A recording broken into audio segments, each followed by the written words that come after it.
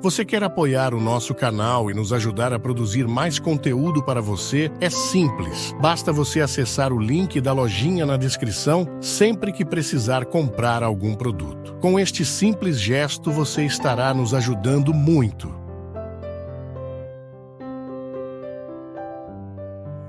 Você pode se recordar, você já deve ter escutado tantas vezes a história da ovelha perdida. Quando Jesus compara o amor que aquele pastor tem pela ovelha, ele vai buscar a ovelha que está perdida, ele não deixa que ela se continue esquecida, ele guarda de maneira responsável, né? Ele precisa deixar as 99 que estão ali. Aparentemente pode parecer uma irresponsabilidade, né? Mas é claro que ele deixou cuidadas aquelas que estavam ali. Elas já estavam no lugar certo e ele saiu em busca daquela que estava no lugar errado. Nesta parábola, nós podemos descobrir a beleza de um Deus que sai para buscar o que está perdido. É natural do amor ir buscar o que está perdido. E Jesus nos ensina que Deus age assim. O pastor cuida das ovelhas que estão ali e ao perceber que está faltando uma, ele guarda as 99 e vai buscar a que está perdida. Também dentro das parábolas da misericórdia nós encontramos a história do filho pródigo, daquele rapaz que resolveu pedir a parte da herança e ir embora, e depois de viver um tempo longe do pai, de ter gastado toda a herança, ele descobre naquele momento de ausência, de sofrimento, que a gente sabe que o sofrimento nos revela muitas coisas importantes. Naquele momento de dor e de sofrimento, de solidão, ele descobriu que o lugar dele não era aquele. Ele ficou indignado com o que estava vivendo. Ele ficou assustado com aquilo que ele havia escolhido.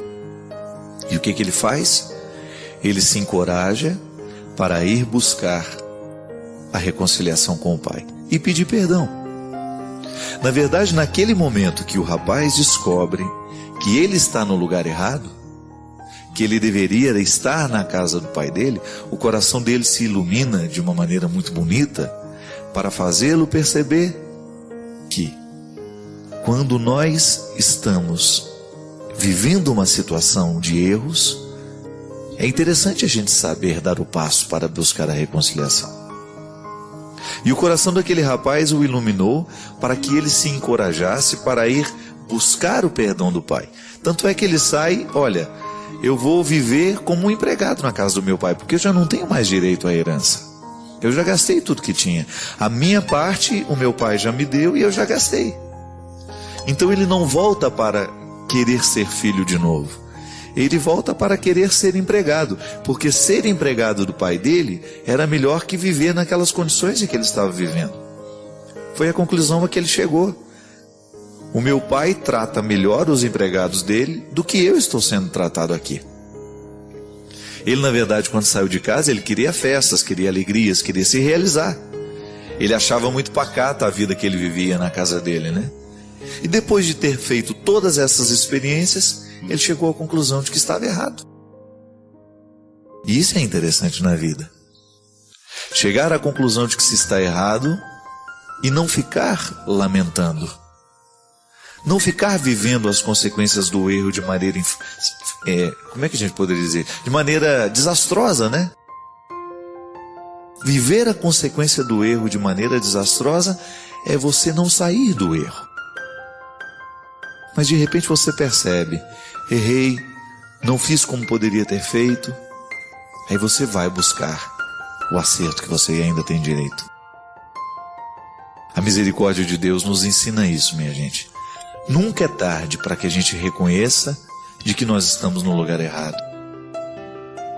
O pecado é o lugar errado. As escolhas infelizes que nós vamos fazendo, que vão destruindo a nossa vida, não é para isso que Deus nos projetou.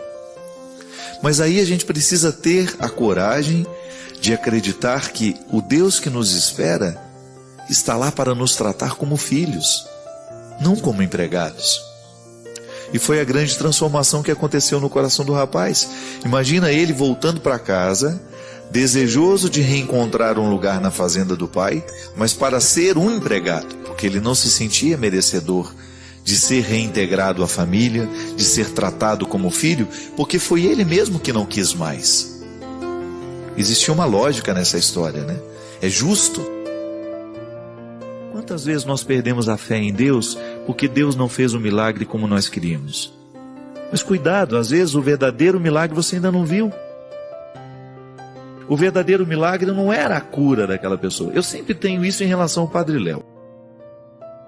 Padre Léo, todos nós rezamos pela cura do Léo. Quem não rezou pela cura do Léo? Todos nós rezamos. A gente apressadamente poderia dizer, a cura do Léo não aconteceu. Não aconteceu como nós pedimos.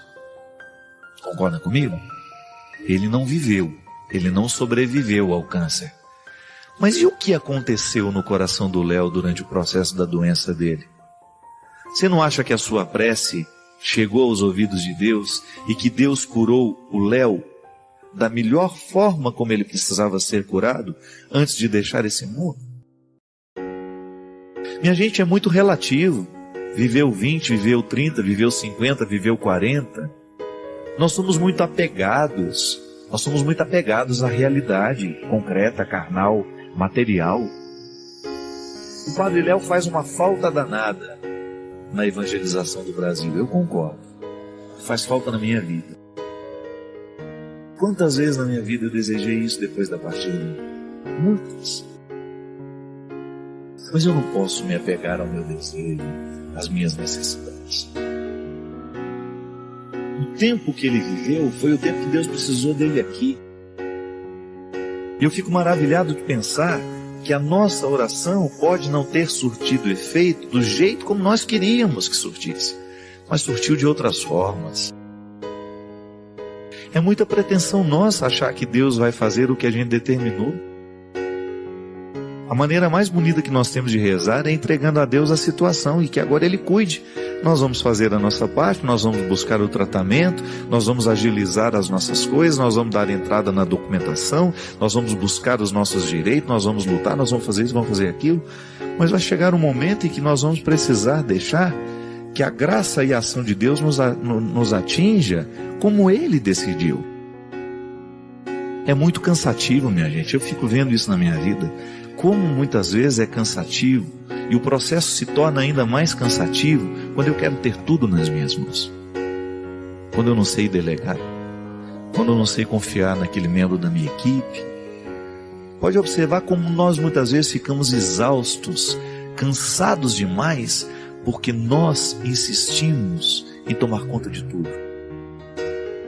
Nós não sabemos delegar. Não sabemos atribuir responsabilidade. Agora você já imaginou se até na nossa oração nós temos dificuldade de entregar a Deus?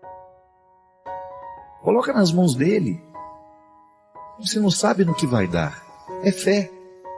Porque se você soubesse no que daria, aonde você chegaria, o que seria, você não precisaria ter fé. Ter fé é você colocar na mão do outro e você acreditar que ele vai fazer. Como ele vai fazer? Você precisa ter fé. Você vai confiar. Muitas vezes as nossas insatisfações são geradas ali. Quando nós entregamos a Deus o pedido, mas já damos a Ele um manual de instruções de como nós queremos que aquele pedido seja atendido. Deus não é uma bula de remédio que pode ser lida e pode ser facilmente compreendida. Deus é mistério. A revelação de Deus na história são indícios do que Ele é, para que a gente possa chegar a essa verdade. Mas Deus é preservado no seu mistério.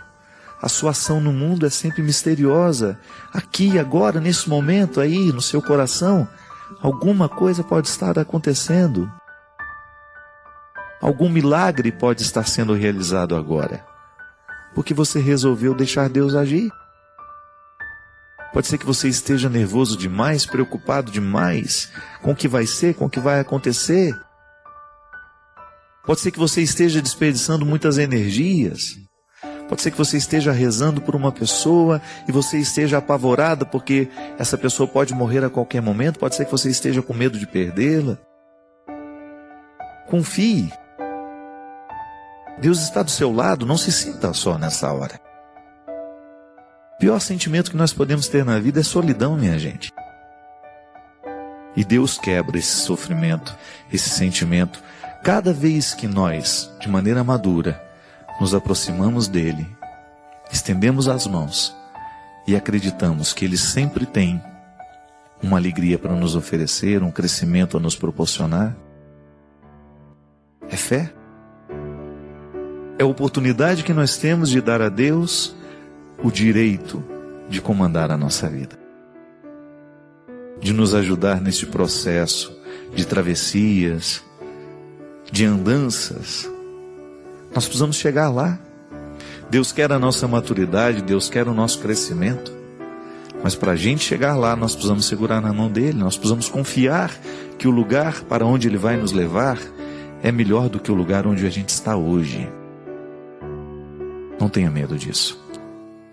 Coloque-se nas mãos de Deus, coloque as realidades que você acha que estão pesadas demais sobre você, confie.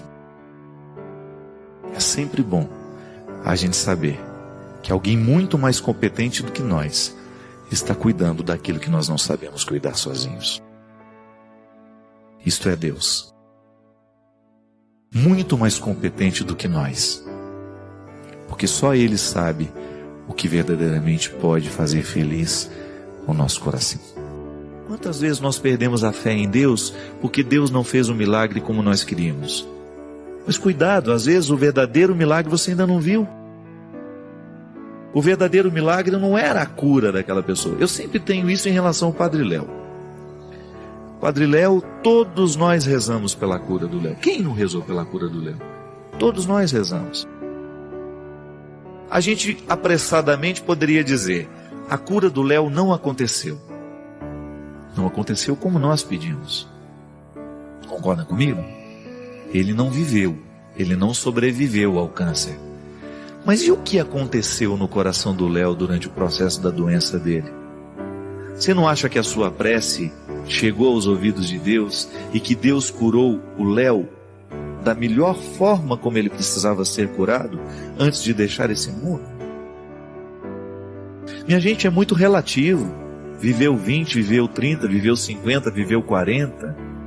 Nós somos muito apegados. Nós somos muito apegados à realidade concreta, carnal, material. O Padre Léo faz uma falta danada na evangelização do Brasil. Eu concordo.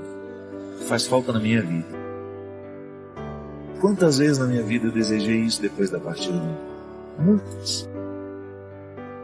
Mas eu não posso me apegar ao meu desejo, às minhas necessidades. O tempo que ele viveu foi o tempo que Deus precisou dele aqui. E eu fico maravilhado de pensar que a nossa oração pode não ter surtido efeito do jeito como nós queríamos que surtisse, mas surtiu de outras formas. É muita pretensão nossa achar que Deus vai fazer o que a gente determinou. A maneira mais bonita que nós temos de rezar é entregando a Deus a situação e que agora Ele cuide. Nós vamos fazer a nossa parte, nós vamos buscar o tratamento, nós vamos agilizar as nossas coisas, nós vamos dar entrada na documentação, nós vamos buscar os nossos direitos, nós vamos lutar, nós vamos fazer isso, vamos fazer aquilo. Mas vai chegar um momento em que nós vamos precisar deixar que a graça e a ação de Deus nos atinja como Ele decidiu. É muito cansativo, minha gente. Eu fico vendo isso na minha vida. Como muitas vezes é cansativo. E o processo se torna ainda mais cansativo quando eu quero ter tudo nas minhas mãos. Quando eu não sei delegar. Quando eu não sei confiar naquele membro da minha equipe. Pode observar como nós muitas vezes ficamos exaustos, cansados demais, porque nós insistimos em tomar conta de tudo. Nós não sabemos delegar.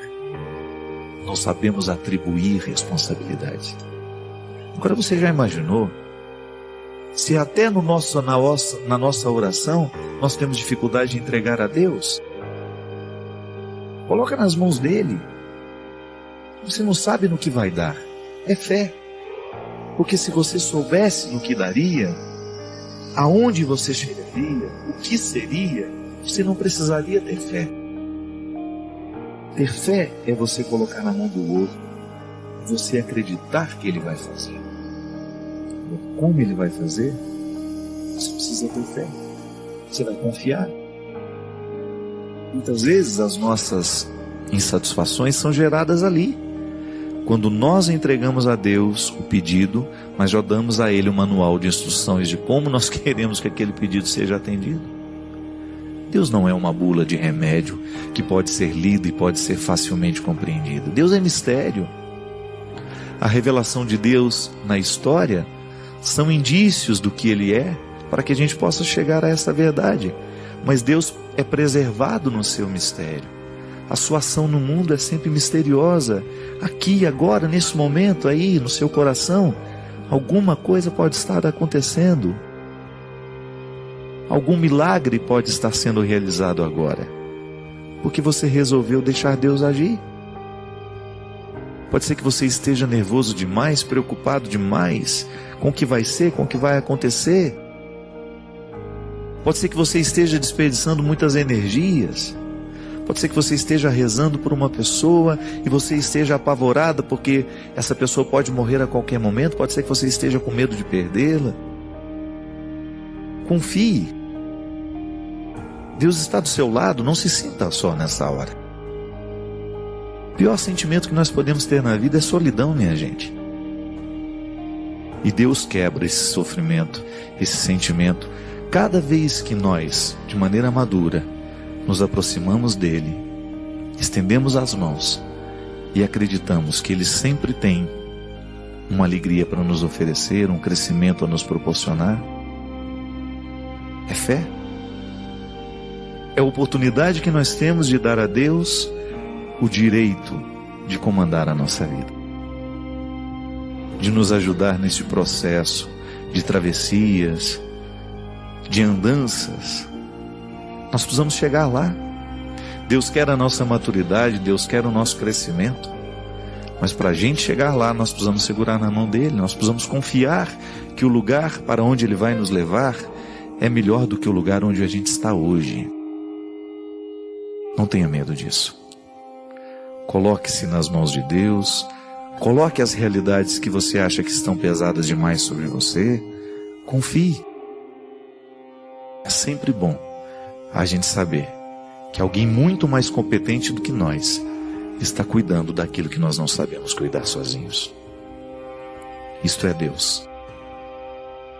Muito mais competente do que nós. Porque só Ele sabe o que verdadeiramente pode fazer feliz o nosso coração. No Santo dos Santos, nós entramos só nus. Talvez seja a coisa que mais me dói como homem. Não é como padre. Talvez seja o sentimento que mais me machuca. É quando eu vejo um discurso religioso negando a outro o direito de ser recebido por Deus.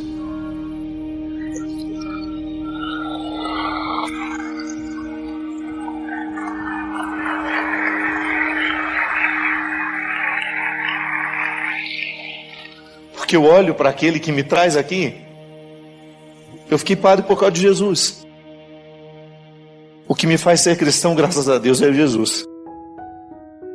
É olhar para o seu jeito de viver, para o seu jeito de pensar e descobrir que faz sentido para mim. Faz sentido para mim. Se hoje eu deixasse de ser padre, se eu fosse expulso, eu continuaria cristão.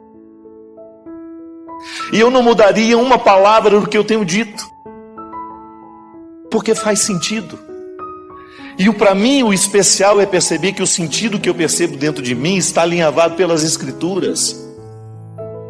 Jesus não dispensou ninguém que fosse honesto, minha gente.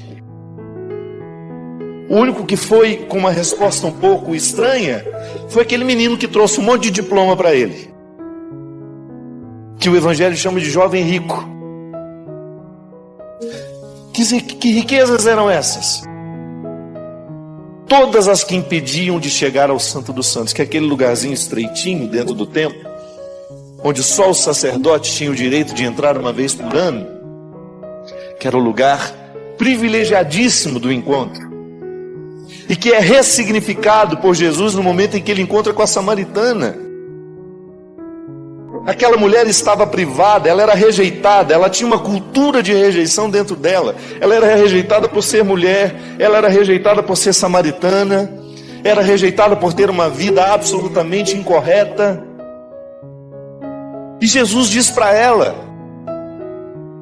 se quiser, você não só pode entrar dentro do templo, você pode entrar ao Santo dos Santos, é o lugar mais especial. Ele não usou essas palavras para ela, mas você deduz que o que ele estava sugerindo para ela era isso: livre-se das rejeições que os outros colocaram dentro de você. Livre-se das rejeições culturais, livre-se das rejeições religiosas, de tudo aquilo que foi um discurso desonesto, que não compreendeu quem você era, porque foi feito a partir de um homem ou de uma mulher que também não compreenderam quem eles eram. Seja honesto. Quando for evangelizar alguém, quando for evangelizar os seus filhos, seja honesto. Olhe-se. E também encontre essas rejeições que estão tão arraigadas dentro de você. Sim, todos nós aqui, de alguma maneira, um dia, foi nos colocada essa compreensão tão equivocada. Deus tem dificuldade com você, viu? Por isso. Mas eu estou te falando isso porque te amo. Ah, tá. É o último da fila que ele escolhe. Você olha para os apóstolos, os discípulos que Jesus quis com ele. Eu não escolheria nenhum deles. Aí você, num determinado momento da sua vida, se sente menos cristão por isso, porque você tem dificuldade de sentir-se amado, porque o resultado da sua vida não é satisfatório, não é o suficiente para você sentir que Deus possa ter um carinho por você. Nós estamos errando. Em algum lugar nós estamos errando terrivelmente. Porque se nós provocamos isso nas pessoas, se nós estamos colocando uma indisposição entre elas e Deus, de alguma forma nós estamos errando na construção dessa palavra, na construção desse discurso. Eu não sei o que restou de você, eu não sei quantos anos você tem de cristianismo, eu não sei quais foram as batalhas que você precisou enfrentar, quantas pessoas olharam com desdém para você, quantas pessoas ainda olham nos dias de hoje não acreditando na sua luta. Eu não sei quantas pessoas olharam com desprezo para você pelos erros que você havia cometido ou pelas próprias escolhas erradas que você fez, não sei. O que eu sei é que se você não colocar essa rejeição sob comando, você ficará privado de saber o quanto Deus ama você. Ele troca reinos. A palavra diz isso. Troca reinos. Dispensa toda e qualquer riqueza para ficar com você. Eu não tenho direito de mudar uma linha desse evangelho. Então, se eu estou errado, eu prefiro errar ao lado dos que hoje são rejeitados. Se eu estou errado,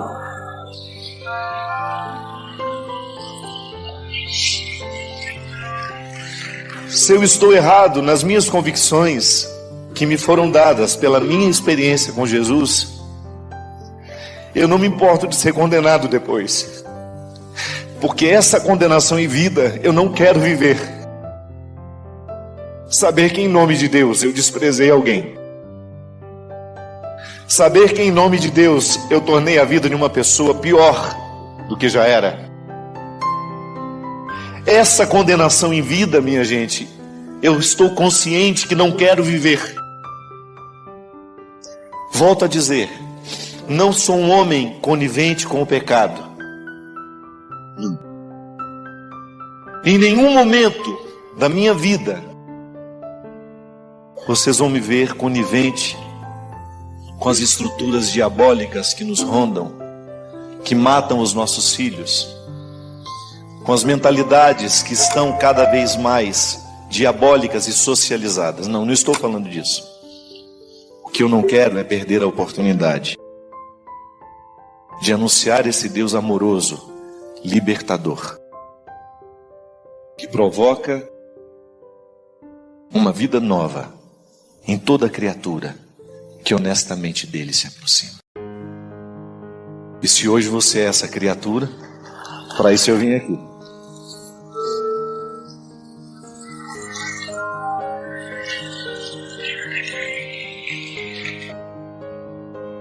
Você pode ter certeza que eu sou um homem de muitos erros, de muitos defeitos, mas eu não perco de vista o amor que Deus tem por mim.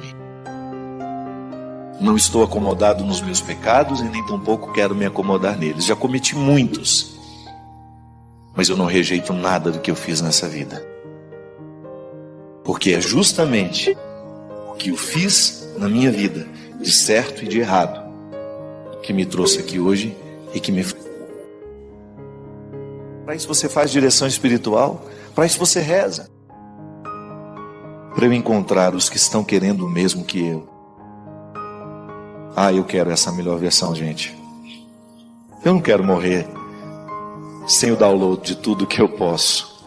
Sabe, quando eu sei que Deus colocou dentro de mim um ser humano tão bonito, eu quero fazer ele vir para fora.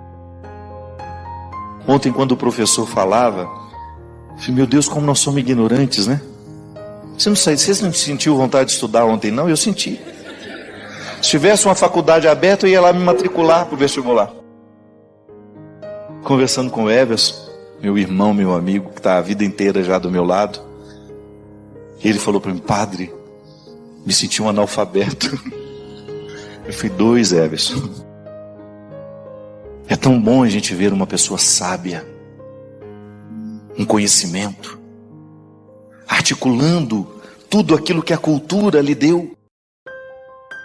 E olha que ele ainda não é a melhor versão. Daqui 10 anos esse homem vai estar mais brilhante ainda, mais brilhante, mais brilhante. O apóstolo Paulo foi assim.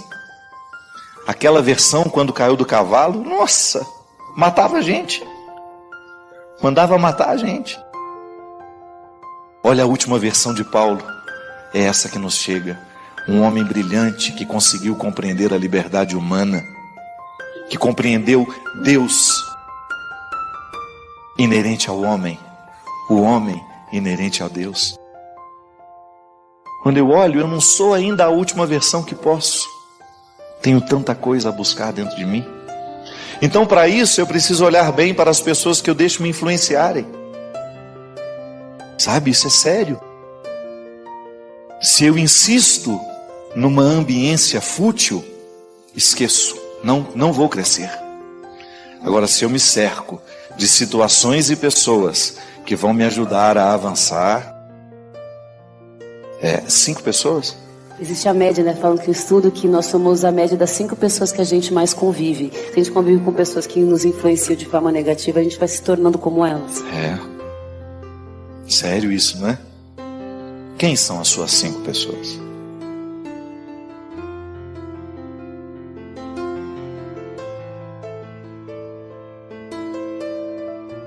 É sempre um prazer compartilhar estas experiências com você. Deixe seus pensamentos na caixa de comentários, inscreva-se para mais conversas significativas e ajude-nos a espalhar a luz compartilhando este vídeo.